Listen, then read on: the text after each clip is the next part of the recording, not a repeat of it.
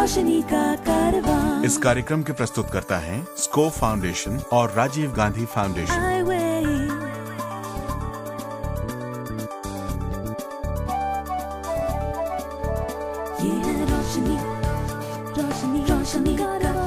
रोशनी जो करती है अंधेरे को दूर, रोशनी जो लाती है दिल में नूर, रोशनी जो दिखाती है रास्ता। ये है रोशनी का कारवां। नमस्कार, आदाब। मैं हूँ अरशद इकबाल और मैं हूँ सलीमा रजा। और आप जो सुन रहे हैं उस प्रोग्राम का नाम है हाईवे, यह है रोशनी का कारवां। Isn't it? चक दे चक दे चक दे, चक दे चक दे चक दे, चक दे चक दे चक दे, चक दे सारे गम, चक दे चक दे चक दे, तेरे संग है हम। हंस के तो देख तू एक बार, खुद ही आ जाएगी फिर बहार। हंस के तो देख तू एक बार, खुद ही आ जाएगी फिर बहार।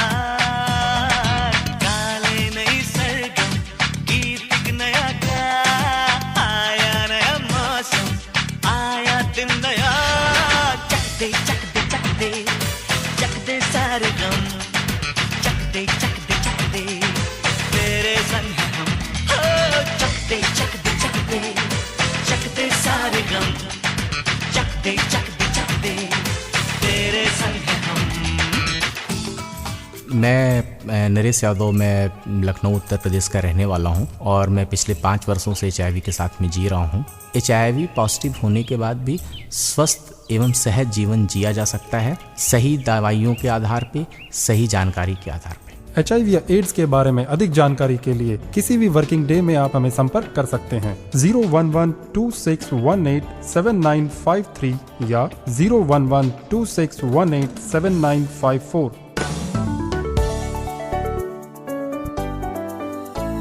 बस तो दोस्तों, चक दे सारे गम। लेकिन दोस्तों, बी केयरफुल लिसनर्स हैं। आज हमारा प्रोग्राम जरा गौर से सुनिएगा, क्योंकि इसी में छुपा है आज का हमारा सवाल और जवाब दोनों। अरशद, ये क्या बात हुई है कि शो के पहले ही सब कुछ बताते चले जा रहे हो? अरे भाई, मैंने जवाब तो नहीं बताया ना, मैंने सिर्फ ये बताया कि गौर से सुनिएगा, चौकन्ना रहिएगा। चौकन्ना क्या है सिर्फ? नहीं, क्या कहना चाहते हैं आप? क्या आप बड़े हमदर्द हैं हमारे लिसनर्स के? लो बात, कोई शक है इसमें? हाय, अरे भाई, अभी तो हम लड़ाई जो है ना उसको किनारे कर देते हैं। अच्छा? और हमारी मुलाकात कराते हैं आज के हमारे मेहमान से, जो है यंग डायनामिक सिद्धार्थ शर्मा। वो पहले एक फैशन इंडस्ट्री में काम किया करते थे, लेकिन एक एक्सीडेंट में उन्होंने अपनी आंखों की रोशनी खो दी। दृष्टिहीन होने के बावजूद उन्होंने अपनी करियर को एक नई पहचान दी, एक नई परवाज दी। जी हाँ दोस्तों, जिंदगी हर कदम पर एक नई जंग है। मुश्किलें, अरे जाहिर है, आती हैं और जाती हैं। सिद्धार्थ को अपनी नई जिंदगी शुरू करने में क्या क्या परेशानियां उठानी पड़ी और किस तरह उन्होंने खुद को सजाया, संवारा, संजोया, ये सब बातें करेंगे। और कौन? हमारे अपने जॉर्ज इब्राहिम।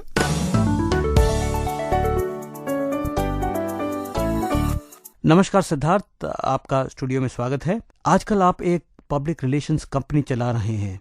हमारे सुनने वालों को आप बताइए कि ये पब्लिक रिलेशंस क्या होता है? पब्लिक रिलेशंस एक मीडियम है जिससे एक ब्रांड या एक कंपनी या कोई इंडिविजुअल या कोई स्पोर्टिंग बॉडी अपने आप को मीडिया के थ्रू प्रकाशित करती है। जैसे अगर आप अखबार खोल के सुबह किसी फैशन शो के बारे में पढ़ें तो चांसेस बहुत ब्राइट हैं कि ये सारा जो कवरेज आया है या आपके टीवी पे या अखबारों में या मैगजीन में, ये किसी पब्लिक रिलेशंस एजेंसी के थ्रू हुआ हो। यानी कि मीडिया के थ्रू पब्लिसिटी। मीडिया के थ्रू पब्लिसिटी, दैट्स राइट। ये पब्लिक रिलेशंस बिजनेस में आपका स्पेसिफिक रोल क्या है? सबसे पहले अपने क्लाइंट के साथ इंटरेक्शन, उसके बाद क्लाइंट के जो नीड्स हैं उसको समझना और फिर उसको एग्जीक्यूट करना। कहने का मतलब जो क्लाइंट पब्लिसिटी जिस तरीके का चाह रहा है उसको समझना, उसका एक्शन प्लान बनाना और फिर उसको वेरियस मीडिया के थ्रू प्रकाशित करना। सिद्धार्थ, आपकी आंखों की रोशनी कैसे चली गई? दिसंबर 1990 में मैं रात को अपने दोस्त के साथ घर वापस आ रहा था, तो अचानक रास्ते के बीच एक पुलिस बैरिकेड लगा हुआ था। तो अनफॉर्चुनेटली वो बैरिकेड ब्लैक कलर का पेंटेड था और रात काफ़ी धुंधली सी रात थी। तो मैं अपनी मोटरसाइकिल पे अपने दोस्त के साथ बैठा था और उस बैरिकेड में हिट किया मोटरसाइकिल ने और गिर के रोड पे मेरी आंखों की रोशनी चली गई। ये दुर्घटना के बाद आपकी ज़िंदगी ने किस तरफ मोड़ लिया? मैंने अपना जर्नी सबसे पहले NIVH देहरादून में शुरू किया, national institute for the visually handicap, जहाँ पे एलिमेंट्री ट्रेनिंग दी जाती है ब्रेल, मोबिलिटी, होम मैनेजमेंट जैसी श्रृंखलाओं में। तो वो 4 महीने मैंने NIVH में किया। उसके बाद मैं वापस गया अपने एक्सपोर्ट हाउस में जहाँ मैं काम कर रहा था 1-1.5 साल के बाद। वहाँ पे काम करने की पूरी उम्मीद रखी, काम भी किया, डट के काम किया, पर रियलाइज़ कर गया था कि अगर ज़िंदगी में आगे बढ़ना है तो ये फील्ड मेरे लिए ठीक फील्ड नहीं रहेगा। 1997 के आखिर में मैंने वर्ल्ड कप के बारे में सुना, जो हमारे भारत में फर्स्ट ब्लाइंड क्रिकेट का वर्ल्ड कप होने वाला था 98 में, जहाँ मेरी आपसे मुलाकात हुई थी। और उस बीच पब्लिक रिलेशंस का एक बहुत महत्वपूर्ण अंग था वर्ल्ड कप का, क्योंकि हमने दुनिया को बताना था और अपने भारतवासियों को बताना था मीडिया के थ्रू कि ऐसा बहुत बड़ा पहली बार दुनिया में वर्ल्ड कप होने वाला है ब्लाइंड क्रिकेट का। तो उसमें मैं जुट गया और उस बीच एक प्रोफेशनल पब्लिक रिलेशंस कंपनी से मुलाकात हुई, जिन्होंने मेरे को काम करने का मौका दिया।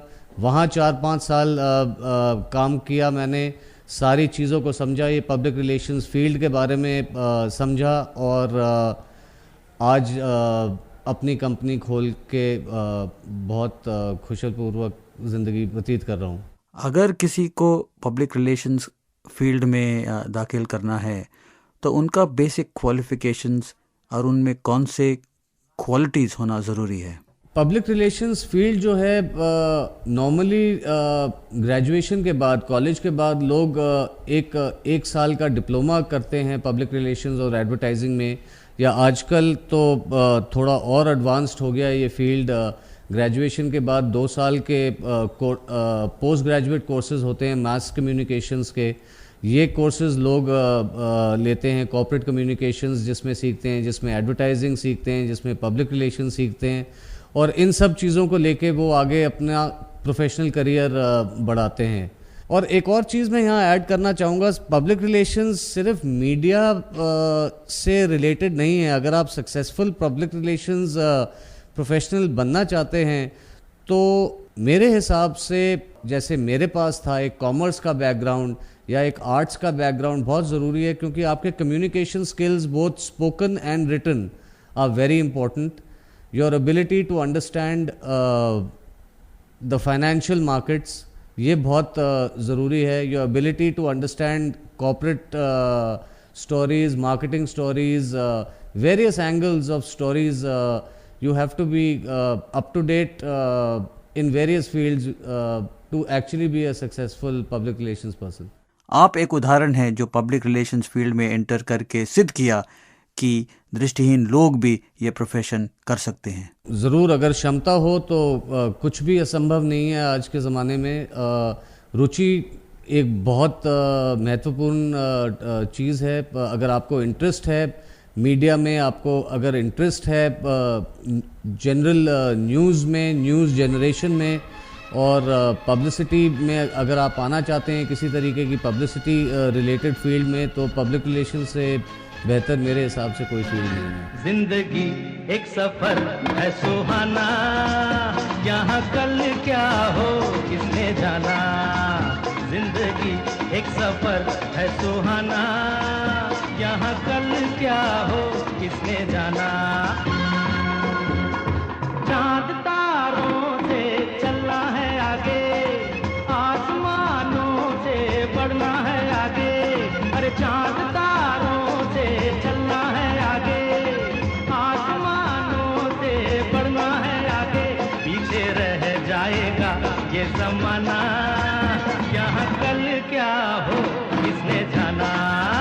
जिंदगी एक सफर है सुहाना, यहाँ कल क्या हो किसने जाना। आज की जिंदगी की एक गंभीर मुश्किल जिससे हम सभी जूझ रहे हैं कहीं ना कहीं, वो है HIV एड्स, जो कि एक खतरनाक बला की तरह हमारे चारों तरफ मंडला रही है। और हमने सोचा कि आज इस सब्जेक्ट पर आपसे कुछ बात की जाए और आपको कुछ जानकारी दी जाए। तो हमारे साथ स्टूडियो में हैं श्री नरेश यादव, जो कि president of the UP network of positive people हैं, और इन्होंने बहुत एक्सटेंसिवली HIV एड्स पे काम किया है और पिछले 5 साल से बल्कि लगातार करते चले आ रहे हैं। तो आइए प्लीज जरा गौर से सुनिए ये आपको क्या संदेशा दे रहे हैं। HIV एक तरह का विषाणु है, HIV एक तरह का वायरस है, और एड्स जो है एक तरह की शारीरिक अवस्था होती है। जब ये HIV विषाणु हमारे शरीर में प्रवेश कर जाता है और हमारे शरीर से रोग से लड़ने वाली ताकत को धीरे धीरे कमज़ोर कर देता है, और एक शरीर की एक ऐसी अवस्था आ जाती है कि जब हमारे शरीर में बहुत सारे अवसरवादी संक्रमण आ जाते हैं, तो उस अवस्था को हम लोग एड्स कहते हैं। सबसे पहले किसी व्यक्ति को HIV का संक्रमण होता है, और HIV संक्रमण होने के बहुत बाद की स्थिति एड्स की होती है। तो जो HIV जांच के लिए हमारे भारत सरकार ने हर जिला चिकित्सालय में स्वैच्छिक जांच एवं गोपनीय परामर्श केंद्र की स्थापना की है, उसको हम लोग VCTC सेंटर कहते हैं। उस VCTC सेंटर पे कोई भी व्यक्ति जा करके अपना रक्त का नमूना का परीक्षण करा सकता है, और अगर उसके शरीर में HIV का वायरस है तो ऐसी स्थिति में रिपोर्ट HIV पॉजिटिव आती है। तो जो हमारे पास टेस्टिंग फैसिलिटीज़ है, उस टेस्टिंग फैसिलिटीज़ को गवर्नमेंट के सेटअप में हम लोग जा करके ही सिर्फ जान सकते हैं कि व्यक्ति HIV पॉजिटिव है या नहीं है। आम आदमी के HIV टेस्ट की आवश्यकता की बात है। ऐसी स्थिति में किसी भी उस व्यक्ति का जिसका व्यवहार जोखिमपूर्ण रहा हो, जोखिमपूर्ण व्यवहार का मतलब सिर्फ असुरक्षित यौन संबंध HIV पॉजिटिव व्यक्ति के साथ से ही मतलब नहीं है। किसी व्यक्ति को हो सकता है रक्त चढ़ा हो, किसी को हो सकता है सुइयां लगी हो, किसी गर्भवती माँ से हो सकता है कि शिशु पैदा हुआ हो। तो इन सारी स्थितियों में एक जो समाज का आम व्यक्ति है वो कहीं न कहीं गुजरता है। तो ऐसे स्थिति में सही समय पे HIV की स्थिति का पता लगाने के लिए ये ज़रूरी है कि व्यक्ति अपने HIV की जांच को करवाए। और जो गवर्नमेंट का कॉन्सेप्ट है और जो पिछले 20 वर्ष में भारतवर्ष में काम हुआ है, वहाँ पे हम लोगों ने वॉलंटरी टेस्टिंग के प्रमोशन की बात की है, और पूरा हमारा भारत में जो इस विषय पे काम करने वाले लोग हैं वो भी एक मत हैं, सरकार भी एक मत है कि स्वैच्छिक जांच को बढ़ावा देना चाहिए। तो इसलिए हर व्यक्ति के लिए आवश्यक है कि वो HIV की जांच करवा ले। और जहाँ तक रही बात कि कितने दिनों में कितनी बार टेस्ट कराना चाहिए, तो इसका मैकेनिज्म इस तरीके से होता है कि एक बार जब व्यक्ति के शरीर में HIV वायरस आता है तो मे बी 3 to 4 वीक तक एक विंडो पीरियड होता है कि HIV वायरस हमारे शरीर में है, लेकिन जब हम जांच करा रहे हैं तो जांच के दौरान हमारा HIV स्थिति स्पष्ट नहीं हो पा रही है। तो ऐसे स्थिति में 6 महीने पे एक रिपीट टेस्ट करा लेना चाहिए, और 6 महीने में जो भी रिपोर्ट आती है उस रिपोर्ट के आधार पे ये पता लग सकता है कि व्यक्ति में HIV का संक्रमण है या नहीं है। कोई कहे कहता रहे कितना भी हमको दीवाना, कोई कहे कहता रहे कितना भी हमको दीवाना, हम लोगों की ठोकर में है ये जमाना। जब साज है आवाज है फिर किस लिए हिचकिचाना, जब साज है आवाज है फिर किस लिए हिचकिचाना। गाएंगे हम अपने दिलों का तराना, बिगड़े दुनिया बिगड़ने भी दो, झगड़े दुनिया झगड़ने भी दो, लड़े जो दुनिया लड़ने भी दो, हम अपनी धुन में गाओ, दुनिया रूठे रूठने दो, बंधन टूटे टूटने दो, कोई छूटे छूटने दो, ना घबराओ हम है नहीं। हाँ भैया, ये बात तो सही है कि हम लोगों की ठोकर में है जमाना, लेकिन ये बात हो गई थोड़ा जोश की। लेकिन हम बात करें थोड़ी होश की भी, क्योंकि होश की बात यह है कि हमें अपनी जिंदगी की कुछ चीजें जो हैं वो बहुत ही अजीज हैं और उनका हमें बहुत ही ख्याल रखना चाहिए। जैसे आंख जैसी प्यारी चीज जो कि कुदरत का एक नायाब तोहफा है हम तमाम लोगों को, उसका देख रेख, उसकी देखभाल जो है वो बहुत जरूरी हो जाती है ना सलीमा? बिल्कुल बिल्कुल। और हमारे साथ इस वक्त मौजूद हैं डॉक्टर उमंग माथुर, जो दिल्ली के एक चैरिटी आई हॉस्पिटल में डायरेक्टर हैं, और ये हमें बताएंगे कि उम्र के साथ आंखों में होने वाली परेशानियां और उनकी रोशनी, इन सब चीज़ों को किस तरह इनकी रक्षा की जाए और किस तरह इनकी हिफाजत की जाए।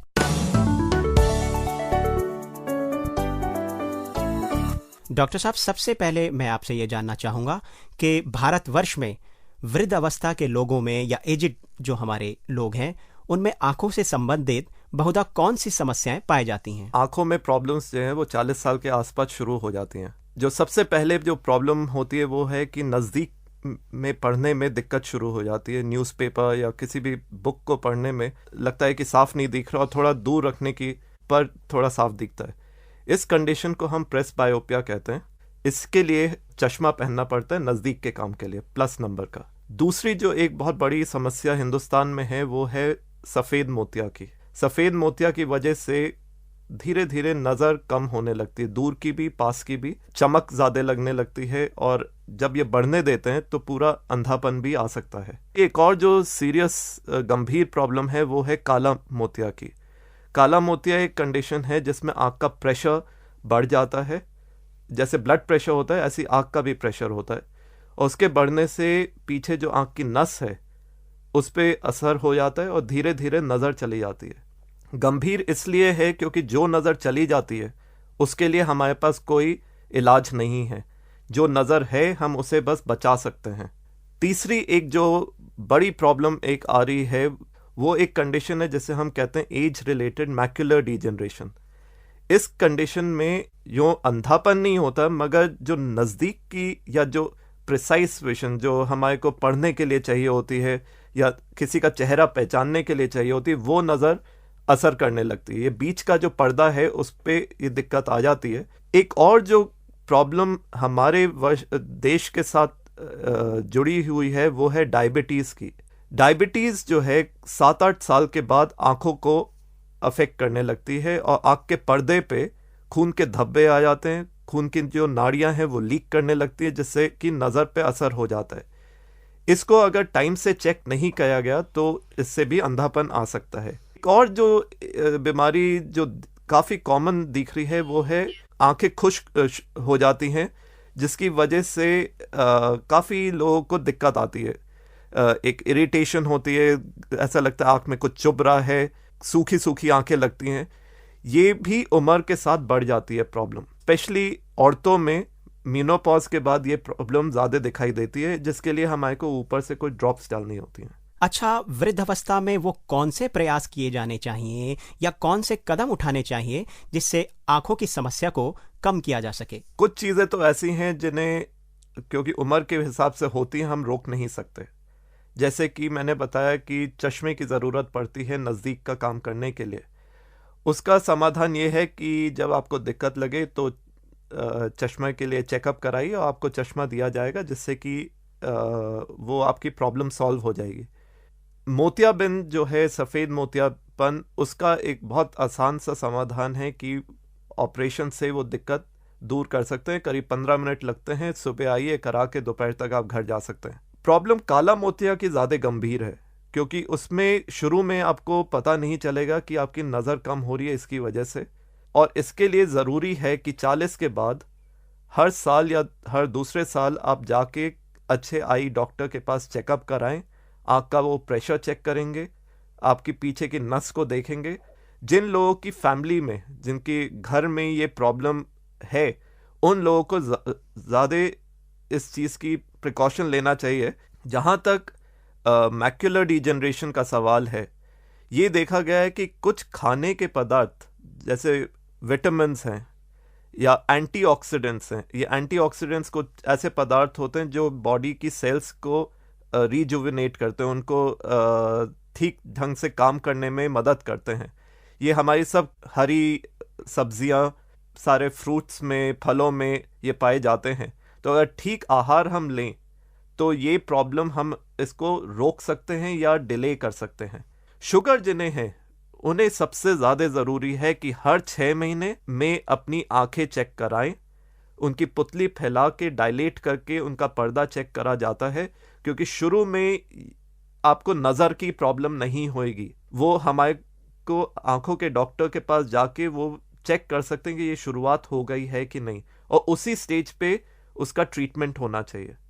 ये भी देखा गया है कि जिन लोगों का शुगर कंट्रोल में रहता है उन्हें ये दिक्कत देर में आती है और उतनी सिवियर नहीं होती। साथ में ब्लड प्रेशर का कंट्रोल होना चाहिए। ब्लड प्रेशर के बढ़ने से भी ये शुगर की वजह से जो प्रॉब्लम्स हैं ये और ज़्यादा दिक्कत आती है। कोलेस्ट्रॉल, जो बॉडी के अंदर जो आपके फैट्स हैं, अगर वो ज़्यादा एक्यूमुलेट हो रहे हैं तब भी ये शुगर की जो प्रॉब्लम आंखें पर है वो और ज़्यादा गंभीर हो जाती हैं। अच्छा डॉक्टर साहब, ये बताएं कि उम्र से संबंधित मैक्यूलर डीजनरेशन के क्या कारण होते हैं? क्या हमारे देश में इसका कोई इलाज संभव है? सबसे पहला जो लक्षण इसमें यह होता है कि उन्हें पढ़ने में दिक्कत आने लगती है। पढ़ने में लगता है कि साफ नहीं दिख रहा, या किसी का चेहरा पहचानने में दिक्कत नहीं है। चलने फिरने में इतनी दिक्कत नहीं होती। उन्हें ये तो मालूम चलेगा कि कोई सामने बैठा है, मैं उसकी शक्ल नहीं पहचान पाएंगे। या कुछ किताब है उसमें लगेगा कि एक बीच में कोई काला धब्बा सा है, साइड से कुछ दिख रहा है, मैं बीच में से नहीं दिख रहा। जो बीच की नज़र है, जो कि हमारे प्रिसाइज नज़र होती है पढ़ने के लिए या माहिम चीज़ देखने के लिए, वो वाली नज़र इसमें असर करती है। कई बार लोगों को इसलिए नहीं मालूम चलता क्योंकि एक आंख में प्रॉब्लम है, दूसरी आंख ठीक है। जब दोनों आंखों में दिक्कत होती है तब उन्हें ये मालूम चलता है। छोटे छोटे काम जैसे गिलास में पानी डालना, इसमें भी दिक्कत आने लगती है क्योंकि कोऑर्डिनेशन नहीं हो पाता दोनों आंख का। तो सबसे पहले तो मेन प्रॉब्लम जो लोगों को होती है वो है पढ़ने लिखने की या और चेहरा पहचानने की।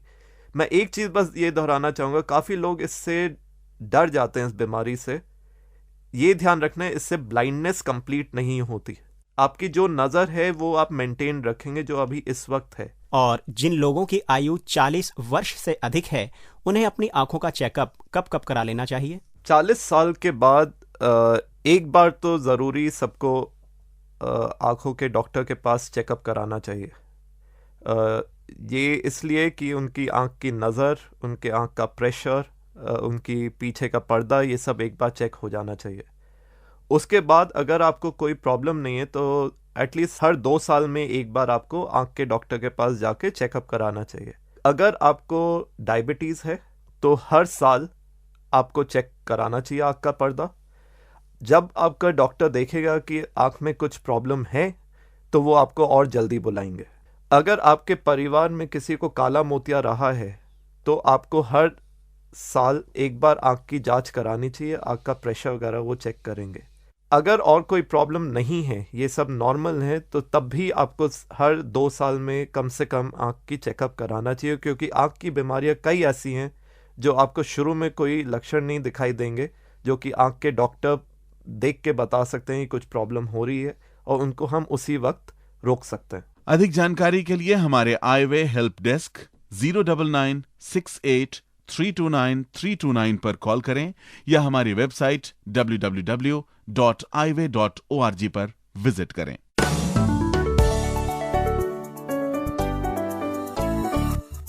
मैं नरेश यादव, मैं लखनऊ उत्तर प्रदेश का रहने वाला हूं और मैं पिछले 5 वर्षों से HIV के साथ में जी रहा हूं। मुझको अपने HIV स्टेटस के बारे में सही समय पे पता होता तो शायद मेरी पत्नी आज HIV पॉजिटिव ना होती।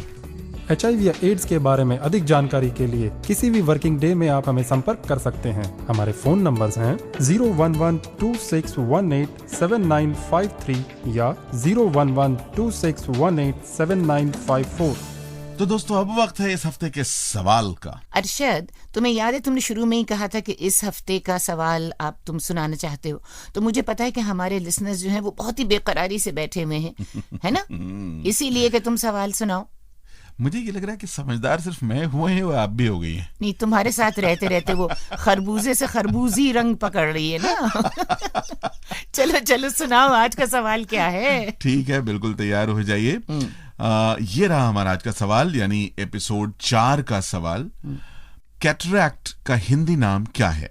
हमारे ऑप्शंस हैं काला मोतिया, सफेद मोतिया, जी हाँ, यानी कि इसको अगर हम यूं भी कह सकते हैं कि what is the Hindi name of cataract. Your options are a काला मोतिया एंड बी सफेद मोतिया. और याद रखिए कि जवाब भेजते समय अपना नाम, पूरा पता और एपिसोड नंबर जरूर लिखें. इस सवाल का जवाब 7 दिनों के अंदर हमें इस पते पर लिख भेजिए. प्रोग्राम आई वे ये है रोशनी का कारवां, care off score foundation, post bag number 3903, new Delhi 49. आप हमें SMS भी कर सकते हैं. नंबर नोट कर लीजिए 09968329329 और आप अपना जवाब ब्रेल में भी भेज सकते हैं. या हमारी ईमेल आईडी भी नोट कर लें, radio@iway.org पर लिखें. और अब वक्त है दोस्तों आपसे इजाजत लेने का. अगले हफ्ते हमारी फिर मुलाकात होगी इसी वक्त इसी प्रोग्राम यह है रोशनी का कारवां में. तब तक के लिए अपने दोस्त अरशद इकबाल और सलीमा रजा को इजाजत दीजिए. हम दोनों की तरफ से खुदा हाफिज. ये है रोशनी का कारवां.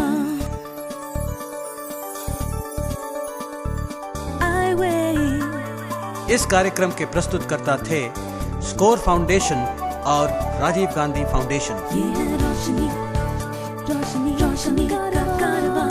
रोशनी.